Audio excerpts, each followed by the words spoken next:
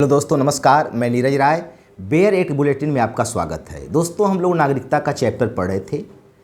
Article 5 और 6 हम लोग पढ़ चुके हैं। आज 7 से हम लोगों को पढ़ना है, लेकिन पिछला क्लास जो देखे होंगे उनको ये क्लास ज़्यादा समझ में आएगा। और ये आर्टिकल बच्चों जैसे हैं, बिल्कुल आसान से हैं दोस्तों, ठीक है।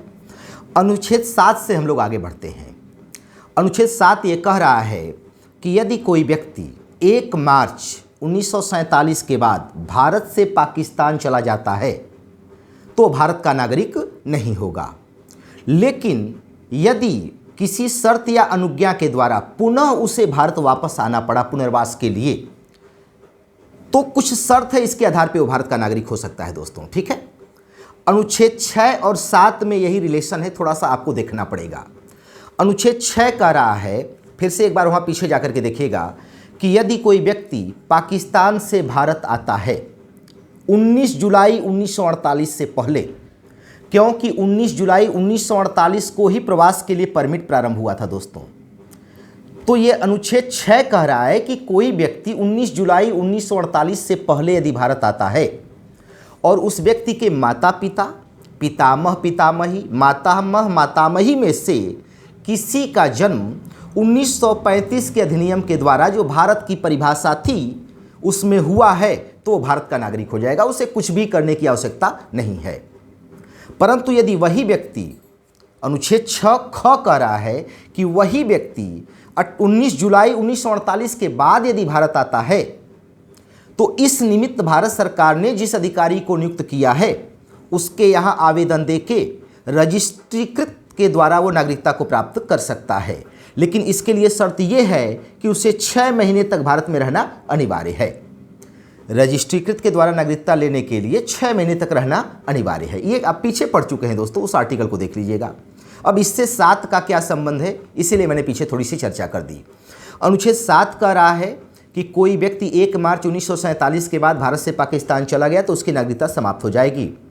परंतु यदि किसी शर्त या अनुज्ञा के द्वारा पुनः उसे भारत वापस आना पड़ा पुनर्वास के लिए, तो यह माना जाएगा कि वह 19 जुलाई 1948 के बाद भारत आया है और जो रजिस्ट्रीकृत के द्वारा 6 में प्रावधान किया गया है उसी के तहत वो भारत की नागरिकता ले सकता है दोस्तों। बात आपको समझ में आ गई। यदि 1 मार्च 1947 के बाद कोई भारत से पाकिस्तान चला जाएगा तो उसकी नागरिकता समाप्त हो जाएगी। परंतु किसी शर्त अनुज्ञा के तहत उसे पुनर्वास के लिए पुनः भारत यदि आना पड़ा, तो अनुच्छेद 6 में जो प्रावधान किया गया था कि अगर कोई 19 जुलाई 1948 के बाद आता है तो रजिस्ट्रीकृत द्वारा भारत की नागरिकता ले सकता है, तो आर्टिकल 7 भी कह रहा है कि वह व्यक्ति, यह माना जाएगा कि 19 जुलाई 1948 के बाद भारत आया है और रजिस्ट्रीकृत के द्वारा नागरिकता को ले सकता है दोस्तों। ये अनुच्छेद 7 कह रहा है दोस्तों, ठीक है।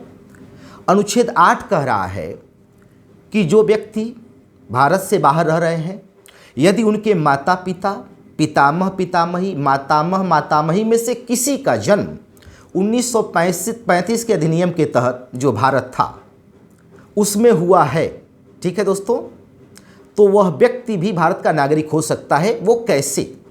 जिस देश में वो सामान्य रूप से रह रहा है वहाँ भारत का जो राजनयिक है या काउंसिल है, ठीक है, उनके यहाँ आवेदन करके रजिस्ट्रीकृत के द्वारा नागरिकता को ले सकता है दोस्तों, ठीक है। ये बात समझने का एक बार फिर से प्रयास करिएगा। यदि कोई व्यक्ति भारत से बाहर रह रहा है, ठीक है, और उसके माता पिता, मातामह मातामही, पितामह पितामही किसी का जन्म 1935 के अधिनियम के तहत जो भारत की परिभाषा थी उसमें हुआ है, तो वह व्यक्ति उस देश में जो भारत का राजनयिक है या काउंसिली हैं उनके यहाँ आवेदन करके रजिस्ट्रीकृत के द्वारा भारत की नागरिकता ले सकते हैं दोस्तों। ये भारतीय मूल के व्यक्ति उस समय जो भारत से बाहर चले गए थे दोस्तों, तो हमारा संविधान प्रारंभ हो रहा है, उन्हें नागरिकता देने का प्रावधान अनुच्छेद 8 में किया गया दोस्तों, ठीक है। अनुच्छेद 9 कह रहा है कि यदि कोई व्यक्ति विदेशी राष्ट्र की नागरिकता को स्वीकार कर लेगा तो भारत की नागरिकता समाप्त हो जाएगी। चूँकि दोस्तों हमारे यहाँ एकल नागरिकता का प्रावधान है, इकहरी नागरिकता का प्रावधान है। अब जब कोई व्यक्ति विदेशी राष्ट्र की नागरिकता को स्वीकार करेगा तो भारत की अपने आप समाप्त हो जाएगी। ये तो सामान्य बात हो गई दोस्तों, ठीक है। अनुच्छेद 9। अनुच्छेद 10 कह रहा है नागरिकता का बने रहना, ठीक है। जो व्यक्ति भारत का नागरिक है उसकी नागरिकता बनी रहेगी दोस्तों, ठीक है। इब्राहिम वजीर बनाम बॉम्बे संघ एक वाद आया था।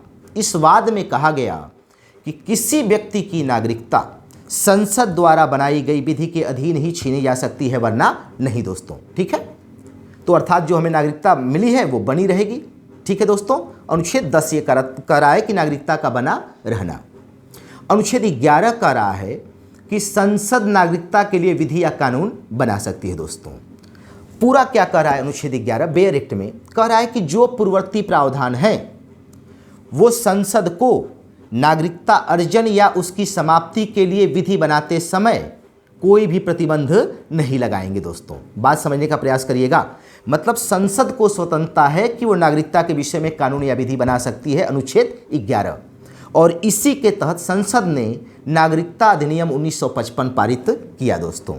अब आगे यही क्लास हम लोगों को पढ़ना है। दो चीज़ें, नागरिकता अधिनियम 1955 से पारित होते हुए कैसे नागरिकता अधिनियम 1919 तक जो जो संशोधन हुए उसे हमको देखना है। प्रवासी भारतीय नागरिकता को देखना है दोस्तों। इसके बाद ये चैप्टर समाप्त हो जाएगा। इसके बाद फंडामेंटल राइट दोस्तों। ठीक है, तब तक के लिए धन्यवाद दोस्तों।